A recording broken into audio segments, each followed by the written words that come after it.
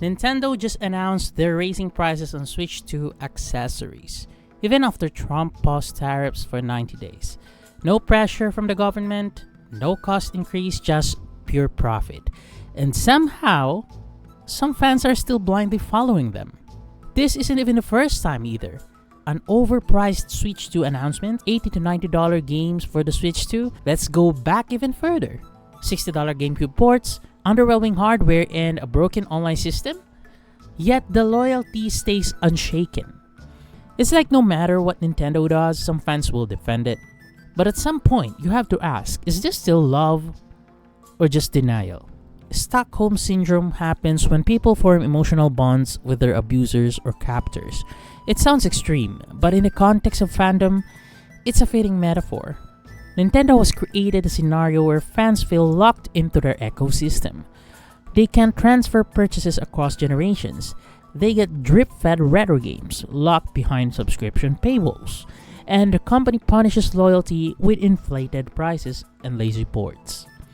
And yet the responses are, at least they gave us the game. They didn't have to remaster it. It's because of the new gen tech. They put research on it, hence the price hike. It's Nintendo, it must be worth it. It's a classic captive mindset, justifying the bare minimum because it feels like a gift. Again, I'm not trying to insult anyone. I'm trying to raise awareness here, because I myself has been in the same shoe until now. Anyways, let's just continue. Do you guys even remember the Mario 3D All-Stars? 3 ROMs, all compilation of their very old games. Barely touch. $60. Time limited as well. Most companies would be dragged for that. Nintendo? Instant sellout. This is also where cognitive dissonance kicks in. You love Nintendo, you've grown up with it, you associate it with your childhood, maybe your joy, creativity, whatever, but now they're doing things that don't feel right. Cash grabs, anti-consumer policies, and stagnation. Your brain will rot for sure, but it has 2 choices to choose from. First, accept that your favorite company is acting shady, or twist the situation so you don't feel bad. And as much as I hate to admit it, a lot of fans actually chooses the second option. And that's when we hear these following comments. Other companies are worse. I'm just happy we got something. You're still gonna buy it anyways. It's Nintendo, it must be worth it. It's not logical at all. It's emotional self-preservation. And the longer it goes on, the harder it is to see things clearly. Then there's reputation bias, when someone gets a free pass because of quote-unquote reputation, or basically because of who they used to be. We all know Nintendo has built up their reputation for decades. The fun uncle of gaming, the innovators, the legends. But reputation doesn't mean immunity from criticism.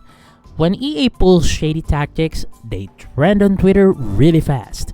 When Sony sells a $10 upgrade, outrage. Nintendo does it as well, but people's outrage towards Sony is much worse when you compare it to Nintendo.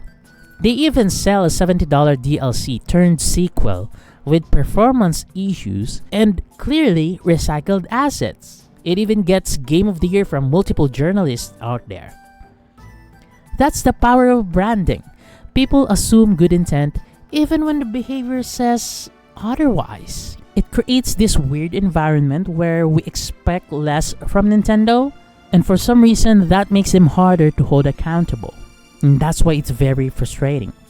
Here's how it all fits together. You can even clearly see this pattern. First, you fall in love with Nintendo's legacy.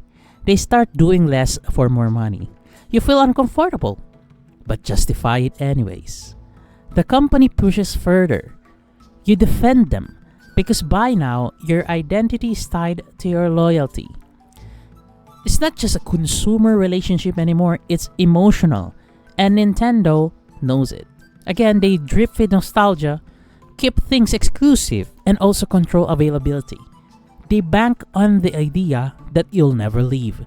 And for many fans, even though I hate to admit this, they are actually right.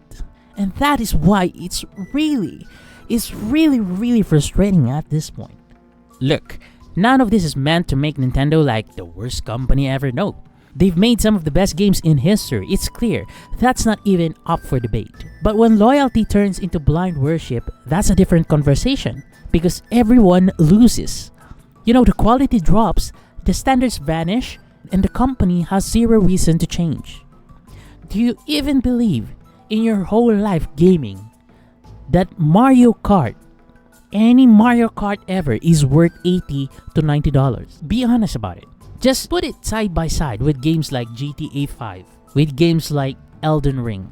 Do you even believe that this is worth 80 to 90? Again, if you really love them, hold them accountable, expect better, demand more because that's what real fans do. So let me ask you this. What is something Nintendo did that you defended? Even though deep down, you knew it sucked. Drop it in the comments and let's talk.